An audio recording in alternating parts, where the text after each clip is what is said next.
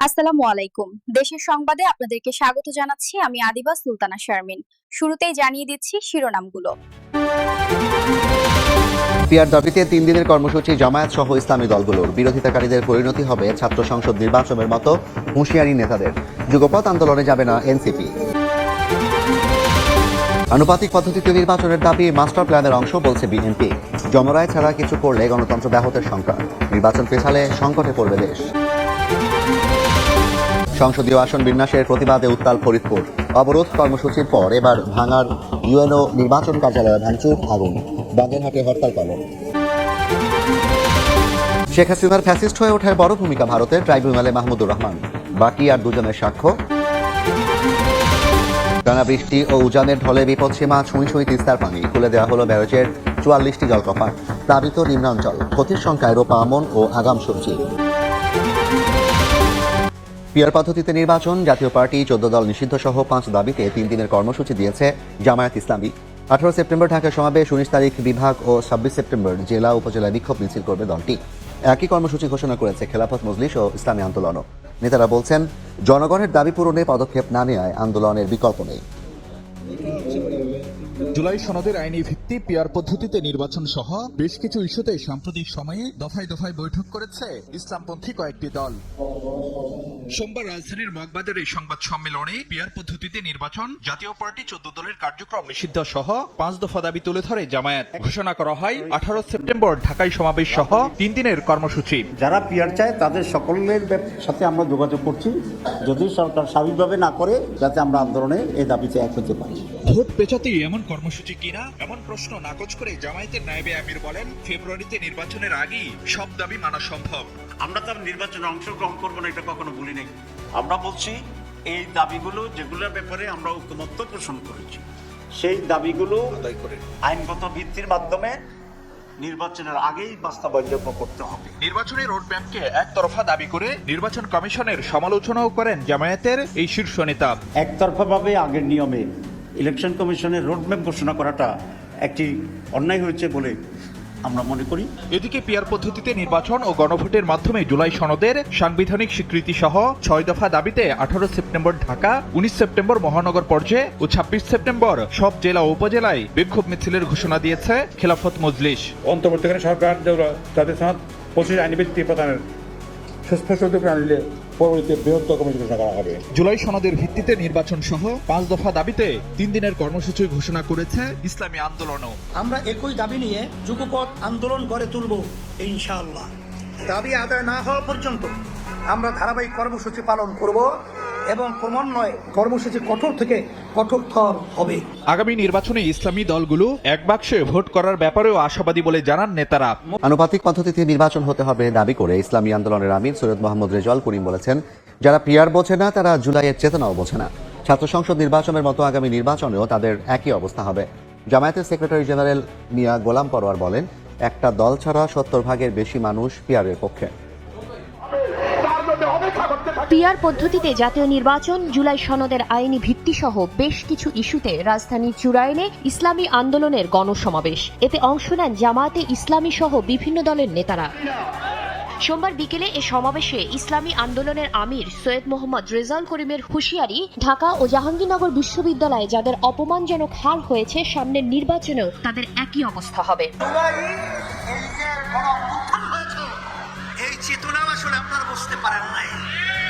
যদি বুঝতেনি তাহলে এইরকম ভাবে দাবি দাবিতে আপনাদেরকে বাংলাদেশের মধ্যে যে অপমানজনক কলঙ্ক রচিত হয়েছে, সামনে নির্বাচনেও বাংলাদেশের মানুষ আপনাকে কলঙ্ক রচনা করবে।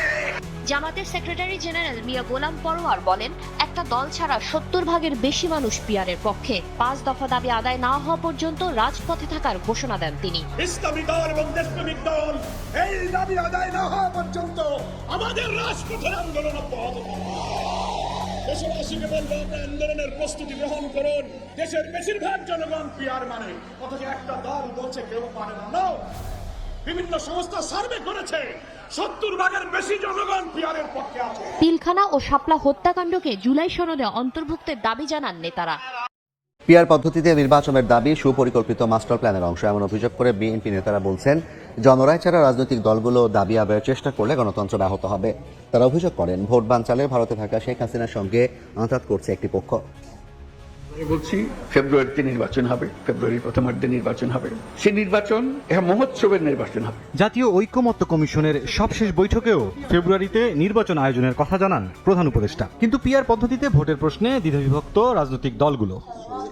রাজধানীর দক্ষিণখানে বাংলাদেশ প্রতিবন্ধী কল্যাণ সমিতির প্রশিক্ষণ কর্মসূচিতে যোগ দিয়ে সাংবাদিকদের বিভিন্ন প্রশ্নের জবাব দেন বিএনপির স্থায়ী কমিটির সদস্য আমির খসরু মাহমুদ চৌধুরী। বলেন, শেখ হাসিনার পতনের মধ্য দিয়ে দেশের রাজপথের পর্ব শেষ হয়েছে, এখন সময় জনগণের মালিকানা প্রতিষ্ঠার। কোনো কারণে নির্বাচন পিছিয়ে গেলে বিপদে পড়বে দেশ। আমরা বোধহয় রাজপথের পর্ব শেষ করেছি, এখন দেশের মানুষের হাতে তাদের মালিকানা ফিরিয়ে দেওয়ার সময় আসছে। প্রত্যেক দলের নিজস্ব দর্শন থাকবে, ভাবনা থাকবে, ভবিষ্যৎ নিয়ে চিন্তা থাকবে।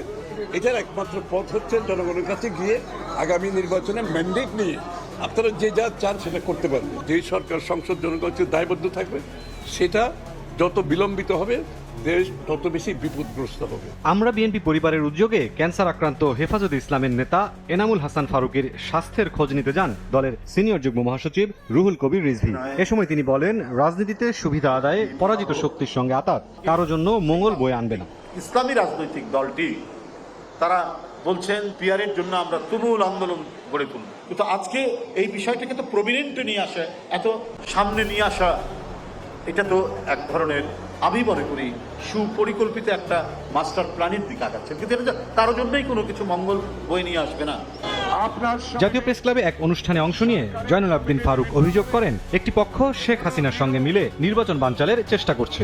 নির্বাচনের ট্রেন যখন আমরা উঠলাম, নির্বাচনের ম্যাচ যখন ঘোষণা করলেন, এরা আবার তড়িৎ গতিতে শেখ হাসিনার সাথে আলাপ করে প্রস্তুতি নিচ্ছে আপনার নির্বাচনকে বানচাল করার। বিএনপি নেতারা বলেন, কেউ নির্বাচন ঠেকানোর চেষ্টা করলে প্রতিহত করবে জনগণ। সংসদীয় আসন বিন্যাসের প্রতিবাদে উত্তাল ফরিদপুর। মহাসড়ক অবরোধের এক পর্যায়ে ভাঙার ইউনো নির্বাচন কার্যালয়ে ভাঙচুর, আগুন দিয়েছেন বিক্ষুব্ধরা। আগুন দেওয়া হচ্ছে থানার পুলিশের গাড়িতেও। এদিকে চরভাদ্রাসন, সদরপুর, ভাঙা এই 3 উপজেলা নিয়ে গঠিত ফরিদপুর 4 আসনকে ভেঙে 2টি সংসদীয় আসনে রূপান্তরের নির্দেশনা আছে হাইকোর্টে রিট করেছেন বিএনপি চেয়ারপারসনের উপদেষ্টা জহিরুল হক শাহজাদা মিয়া। অন্যদিকে 4টি নির্বাচনী আসন বহাল রাখার দাবিতে বাগেরহাটে পালিত হয় 3য় দফায় হরতাল।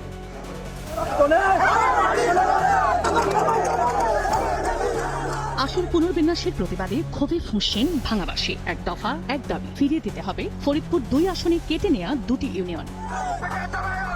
সোমবার সকালে ফরিদপুরের ভাঙায় গাছের গুঁড়ি ফেলে ঢাকা বরিশাল মহাসড়ক অবরোধ করা হয়। ক্ষোভে ফেটে পড়েন এলাকাবাসী। হুঁশিয়ারি দেন, আলগি ও হামিদ ইউনিয়ন ফরিদপুর 4 আসনে যুক্ত না করা পর্যন্ত আন্দোলন চালিয়ে যাওয়ার। এক পর্যায়ে ভাঙা থানা ঘেরাও করে গাড়ি ভাঙচুর চালানো হয়। এছাড়া উপজেলা নির্বাহী কর্মকর্তা ও নির্বাচন কার্যালয়েও হামলা ও অগ্নিসংযোগ করে আন্দোলনকারীরা। এর আগে ঝাড়ু হাতে মানববন্ধন করেন স্থানীয়রা। অপ্রীতিকর পরিস্থিতি এড়াতে সড়ক ও রেলপথের 20টি গুরুত্বপূর্ণ স্থানে মোতায়েন রয়েছে আইন শৃঙ্খলা বাহিনী। এখান থেকে সালতা গেলে আপনার হলো 30 কিলো পথ, এটা আলগি এবং হামিদবাসী মাইনে নেবে না। সড়ক ও রেলপথ অবরোধ করে জনভোগান্তির ঘটনায় রোববার ভাঙা থানায় 90 জনের নামে মামলা করে পুলিশ। মামলায় সর্বদলীয় ঐক্য পরিষদের প্রধান সমন্বয়ক এবং আলগি ইউনিয়ন পরিষদের চেয়ারম্যান সিদ্দিক মিয়াকে গ্রেফতার দেখানো হয়েছে।